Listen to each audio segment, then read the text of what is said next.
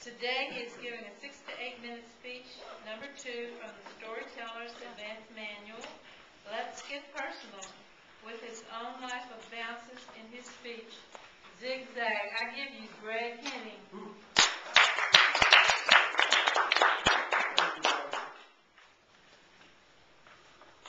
Does everybody feel good today?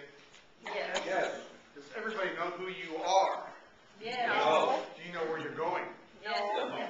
Well, I thought I did. Turns out I've spent all my life to figure out what I wanted to do when I grow up. I'm having more fun now than I ever did before. My life story really starts very early. It starts back on the playground at school. It seems that every day my best friend and I would get into a fight of one type or another, usually some type of a fist fight. I could knock him down, but I could never follow up after that. I could never get a man when he was down. I would want the peace to come back. Now that is part of my character that you're going to see later. As I grew through life, there were other things I wanted to become. About the time I was finishing grade school, I thought I wanted to be a priest. I thought I had the calling. And I went off to a preparatory seminary school for high school students before they would go on to the seminary.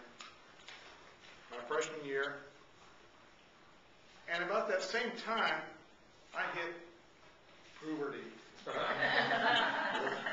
Now, puberty is something I realized then and there was something I was going to be going through, and that I enjoyed the opposite sex. I liked the opposite sex. And what they were telling me at the seminary was, that's a no-no. Not just for them, but forever. Well, I couldn't take that, so I realized that was not my profession, even though I felt a great desire to help people feel good about themselves, learn who they were,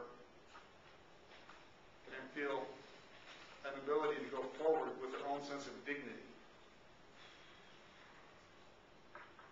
The other attraction I had throughout my growing years was medicine. I thought I wanted to be a doctor.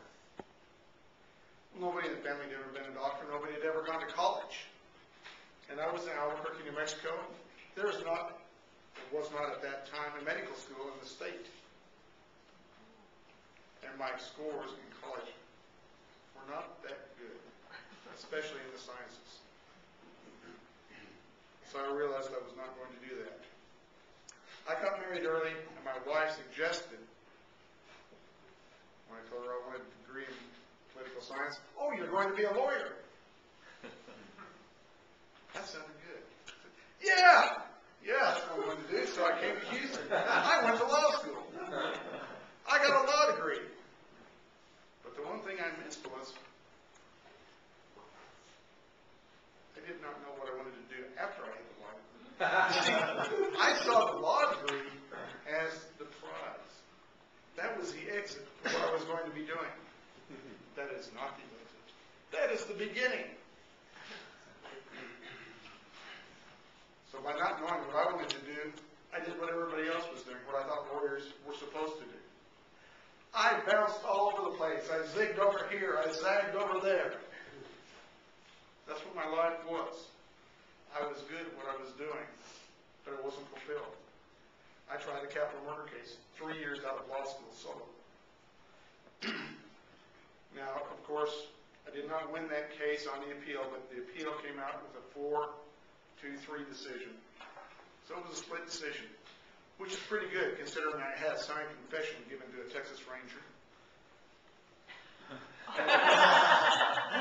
That's a difficult piece, but I did not want to stay in criminal law. I did not feel that I wanted to make my whole life turn apart something. I wanted to build. I always wanted to build. I worked with a few small companies. I enjoyed it, but I did not understand what I was doing. I bounced around within the profession, doing some commercial work, doing some personal injury work, doing some other areas, and I was a good litigator. I got into the area of employment law.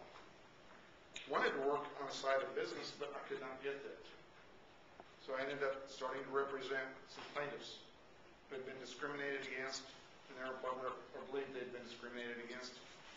All my best friends through all this period of time were defense attorneys. It wasn't other plaintiffs' attorneys, but defense attorneys. Yet for all these years, I still felt a certain amount of unfulfillment. I was not helping these people get farther. I could win a case to a certain extent, and then I see a client with a career destroyed. They might have won the case, but they lost the war. I had a very difficult time having people come into my office saying, do I have a case? I feel like I've really been wronged. And then telling them, yes, you have a case, and I can get you some money. I don't know how much, but let's go fight for it. I couldn't do that. I find myself telling clients the truth. Coming over here and telling them, you can't go after this, you're going to destroy your career. I won't help you do that. Well, you can't make a living that way, telling people they can't win. So eventually, after much, much soul searching, and even finding out my soul searching was right in a book I read recently called True North, by an individual named Bill George, former CEO of Medtronics. I had to find out who I was. It's something in 30 years, nearly 30 years of practicing law, I had not done. I wanted to build. So what did I do? I took those areas I was interested in before. I helped people build up. I helped make them well. I got that medical area I was in. I got into general counsel for medical device companies. I get to play with the medicine I always wanted. I get to help people go forward, and I get to build. I don't tear things down. I've zigzagged half my life, but for the first time probably in 30 years, I'm very happy and very excited to be where I am. I love it. And I'll be doing it for the next 15, 20 years until somebody tells me stop. My zigzagging days are over. And it doesn't matter when it happens to you. Some may be early, some may be later, but you too can find your